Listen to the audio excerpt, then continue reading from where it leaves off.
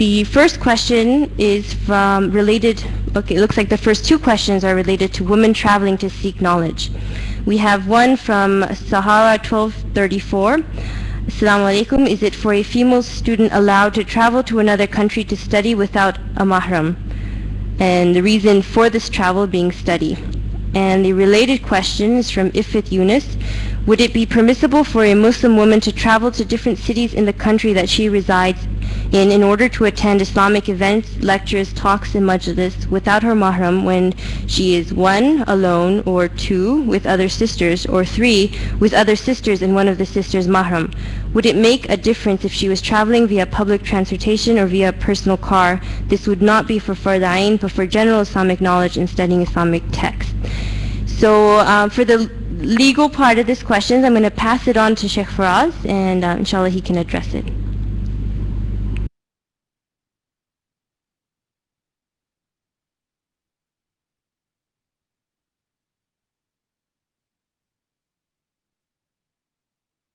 Assalamu alaikum wa rahmatullahi ta'ala wa barakatuhu. This is one of the issues of our age. In every age there are controversial matters, new matters, challenging matters that arise, and what the ulama have told us regarding such matters is, to use the words of one of the great Hanafi jurists of the 6th Islamic century, Qadi Khan, that in the issues of an age, one's duty is to turn to the recognized authorities of that age. Okay, in the issues, the key issues, the new matters, the challenges facing Muslims in any particular time, our duty is not to just to dig up the answer ourselves or to try to figure things out or just going back to the texts alone, but rather we have to turn to the recognized authorities of our age. Now, modes of travel have always existed, and women like men have sought to travel, and so it's not a new issue in that sense, but the modes of transportation have been facilitated. It is far easier now to travel far greater distances in far less time than in the past. Now, the issue with this is that the Prophet ﷺ said that no woman who believes in Allah on the last day should travel more than the distance of journeying of 3 days and nights without a mahram accompanying her. Okay? And there's other such hadiths in which the Prophet ﷺ forbade traveling without a mahram. Okay? Now, the majority of Islamic scholarship took this hadith as is, and we have some answers in the SunniPath archives explaining the majority understanding regarding this, that a woman may not travel without a mahram when the journey is a traveling distance. However, now challenges occur, okay, especially in our times. Very often, for religious reasons, there's not just fard ayn, but points. Someone wants to learn their deen. Does not find gatherings of Islamic learning, other things to sustain one's faith in one's own town. So can one travel? Now families are often living in many different cities within the same country or overseas, and often it is not easy for someone to travel, for the whole family to travel because of different reasons. So it's a challenging matter. In this, we turn to the major authorities of our times, and many of the leading fuqaha of our time have given fatwa on the position of the Maliki school. And here on SunniPath, our teacher Shaykh Amjad Rashid, who is a recognized Shafi'i faqih and actually the head of the department of Sharia at Jamiat al-Ahqaf in Tarim, this great center of Islamic learning, Tarim. He is the head of the department of Sharia there, though very young, just in his mid-30s, but a very sharp young scholar. He himself points to the position of the Maliki school, or of a reliable a reliable position in the Maliki school regarding this matter, which is that it is permitted for women to travel when there's benefit or need if the journey is safe. If it's in a public mode of transportation, and so on.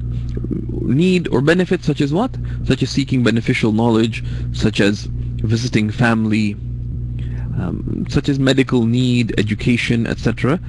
Certainly when a mahram is possible, then this is the way of precaution. This is certainly the best thing, but very often that is not possible.